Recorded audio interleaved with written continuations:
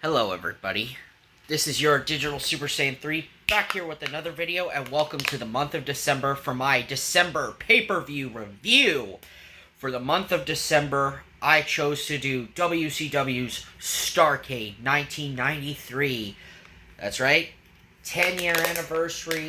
Here we are, the 11th Starrcade. Yes, this was the 11th show in Starrcade's history, but yes, this is the 10-year anniversary of Starrcade 83, so it is what it is. So yes, and it took place on December 27th, 1993, at the Independence Arena in Charlotte, North Carolina. That's right, we're in Flair country, that's right.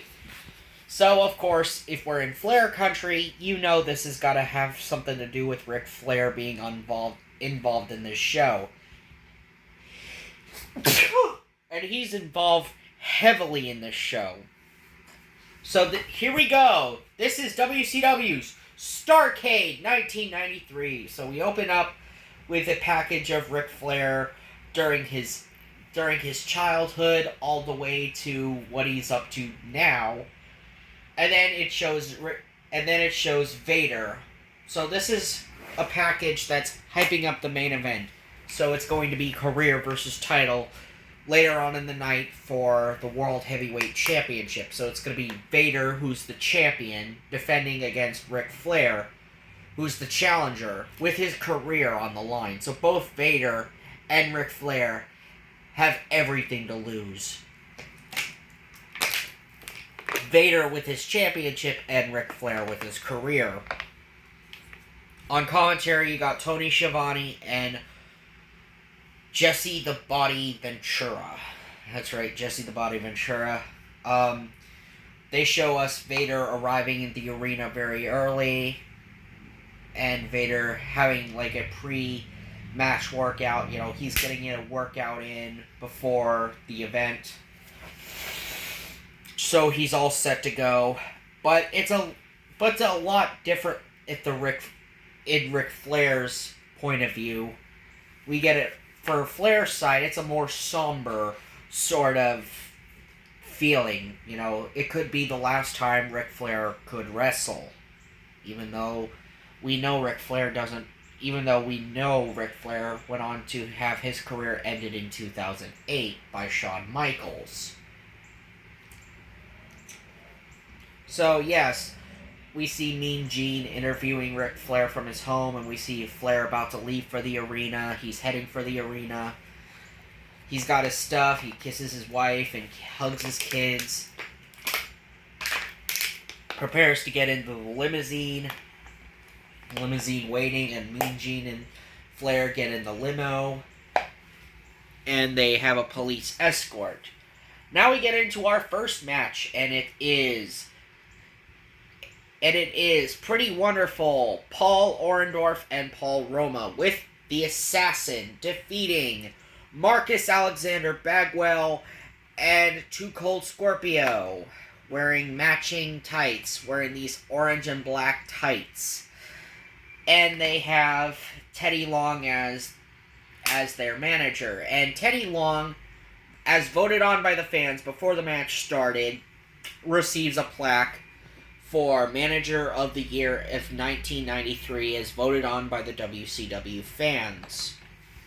So that's pretty cool that Teddy Long wins an award before the actual match begins. So yeah, Bagwell and Scorpio come out, and then with Teddy Long, and then Teddy Long gets his award. And then Orndorff and Roma come out with the Assassin. And okay, the match wasn't that bad. I mean, sure, I'm not the biggest Marcus Alexander Bagwell fan. If you like Buff Bagwell or Marcus Alexander Bagwell, that's fine. But yeah, Roma and Orndorff win when the Assassin headbutts Scorpio while the referee is distracted. Scorpio gets headbutted by the assassin, who puts this plate under his mask. Orndorff goes for the cover, 1, 2, 3, and Pretty Wonderful Paul Orndorff and Paul Roma get the victory in our first matchup. Now we cut over to our second match, as we're getting into our second match, as you got the Shockmaster. That's right, Mr. I Trip Over Myself. The Shockmaster defeats King Kong. Well, it was originally supposed to be his partner, Awesome Kong. Yeah, not to be confused with the TNA legend, Awesome Kong. No, this is a different Awesome Kong. These guys wear matching outfits and matching tights, and they're both 300-pounders. 300 to 400-pound guys. Anyway, the Shockmaster gets jumped by them at the beginning of the match, before the match could even start, and he's mostly in the ring taking on King. Shockmaster ends up getting the victory, and nothing more to be said. So, yeah, this was a really poop match. Yeah, nothing more to be said. This would be the piss break match. Next up, we get a match for the WCW World's TV Championship. As the champion, Lord Steven Regal and Ricky the Dragon Steamboat went to a time limit draw. That's right. This was a really good match between Steamboat and Steven Regal. You have the fans, they're cheering for Steamboat. Steamboat's the babyface, and Regal is the hated heel that everyone wants to see get punished. And you have Sir William there. This was a really solid match. I love the workmanship that both Regal and Steamboat wrestled here. They wrestled till the time limit draw. You saw Sir William, who is Steven Regal's manager, get involved. Or William Regal's manager get involved. But yeah, Regal's manager did, Sir William did get involved a lot during this match. But so far, so good. It was a really good match. And, of course, we see Ric Flair arriving in the arena. Of course, we got Flair getting this rock star greeting, because this is in Flair's hometown, after all. Like, you see him being escorted by police and everything into the building. You know, because he got this police escort. I mean, Ric Flair is a freaking rock star in his hometown of Charlotte, North Carolina. Because there's no way they're going to boo Flair in Charlotte, North Carolina. Because there's just no way they're going to boo Flair in North Carolina. And you see Mean Gene Okerlund have an interview with Kyle Petty, NASCAR legend Kyle Petty, who's the son of Richard Petty, the great Richard Petty. And Kyle talked about how his father retired, and, you know, and talked about how different his father is from the Richard you see out on the racetrack. That they are different people. And now we get into our next match, and it's a tag match, our second of 3 tag matches. As you have Cactus Jack and Max Payne defeating Tex Slazenger and Shanghai Pierce. Nothing more to be said here. Cactus and Max end up winning this match, so I really can't say anything else about this. This match felt like it should have been on Saturday night. Not on Starrcade. Same could be said for that god-awful Taskmaster, or that god-awful Shockmaster match that we saw a few matches ago with the Shockmaster. The Shockmaster should have had his match with King Kong on Saturday night. But yeah, this match should have been on Saturday night. It didn't deserve to be on Starrcade. but it was. Moving on.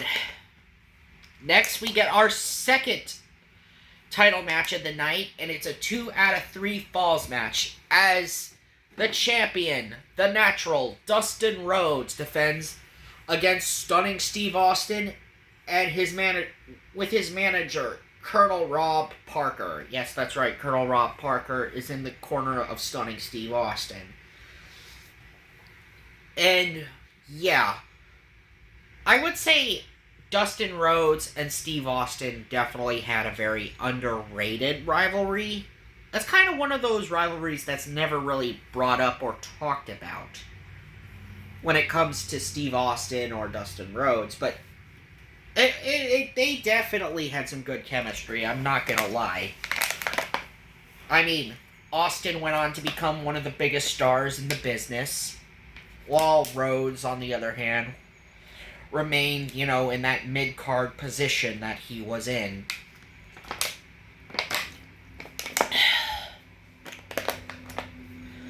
Anyway, it was a great match. Austin got busted open, and he won 2 straight falls. He won the first fall via disqualification because Dustin got himself disqualified after throwing Austin right into Colonel Rob Parker, and also Austin got sent over the top rope. So, yeah, it was a disqualification for Dustin Rhodes.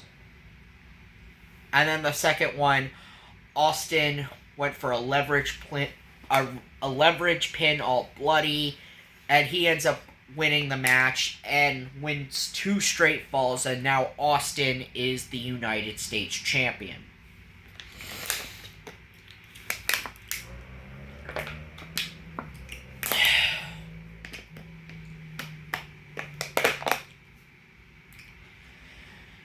Now we're getting into the nook and crannies of this. This is now, we got our triple main event. And we got Michael Buffer coming out. Our first match is a match for the WCW International Heavyweight Championship of the World. As you have the champion, Ravishing Rick Rude, defeating the Boss, a.k.a. the Big Boss Man, a.k.a. Ray Traylor, a.k.a. Big Bubba, a.k.a. the Guardian Angel. Yeah, Ray Traylor wrestled under so many names during his wrestling career. He was the Big Boss Man in the WWF. He wrestled... Then when he came over to WCW, he was the Boss. He was the Guardian Angel. He was Big Bubba. And then eventually he would wrestle under his real name. And then back to the WWF again as the Big Boss Man, as the corporation's enforcer. Anyway, this was not that good of a match. I mean, Rick Rude ended up winning and retained the International World Heavyweight Championship. So of course he was going to retain. So I did not mind that Rick Rude would retain.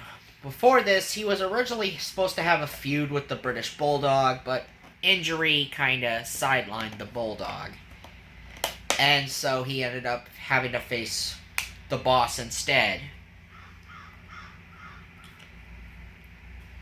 Next up, we get our next match, and it is for the WCW Tag Team Championships. As you have the champions, the Nasty Boys, with Missy Hyatt. Yes, that's right, Missy Hyatt. With this see-through pink dress, like you could see, like you could see her, you could practically see her underwear through the dress that she's wearing. Anyway, she's managing the Nasty Boys as they take on the ragtag team of Sting and Road Warrior Hawk. And Hawk and Sting won via disqualification, thanks in part to Missy Hyatt involving her having to involve herself a lot throughout this match. And Missy Hyatt, I shit you not, does involve herself a lot throughout this match. And yeah, I know Sting and Road Warrior Hawk have won Tag Team Gold before, but not as a team together. Of course, yes, the match ended in a disqualification, and Sting and Hawk won via disqualification, but the Nasty Boys are still your champions. And now we get into it, the match that everybody had came here for the heavyweight championship of the world, its career versus title. It is Ric Flair versus Vader. You have the champion Vader coming out with Harley Race. Handsome Harley Race. And the man, Big Van Vader, or now just being called Vader, as he is the World Heavyweight Champion, as they both come out together. Then, Ric Flair comes out dressed in all purple. He's in a purple robe, purple boots, purple trunks. Flair, he's getting this rock star reception. The fans willingly behind Flair.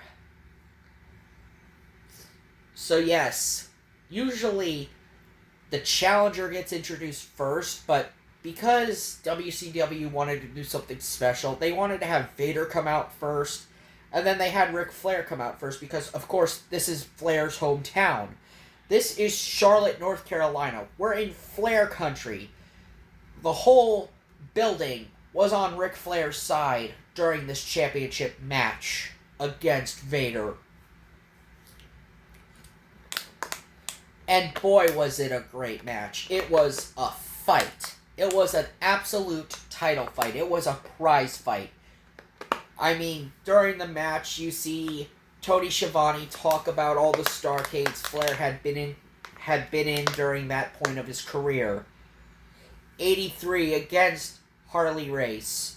84 and 85 against Dusty Rhodes. 86 against Nikita Koloff. 87 against Ronnie Garvin. And 88 against Lex Luger. Of course, Jesse reiterates. But all those matches pale in comparison than the one you're in now. All that matters is the match you're involved in now. That's the match you have to be focused on. And throughout the night, Jesse has made some really good points here, given the fact that he had wrestled before he became a colored commentator.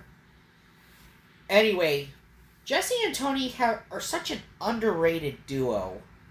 I'm not gonna lie, the duo of Jesse the Body Ventura and Tony Schiavone, such a very underrated duo, if I do say so myself. Of course, Flair ends up buckling Vader's leg, rolling Vader up for the 1, 2, 3, and Ric Flair, for the 11th time, is the World Heavyweight Champion. Flair was also bleeding from the mouth during this match because he got his mouth busted open by Vader. Yeah, it was a great match. Probably one of the best in Vader's career. And also in the same vein with Ric Flair. Anyway, this has been your Digital Super Saiyan 3, and I'll see you guys next time. See ya!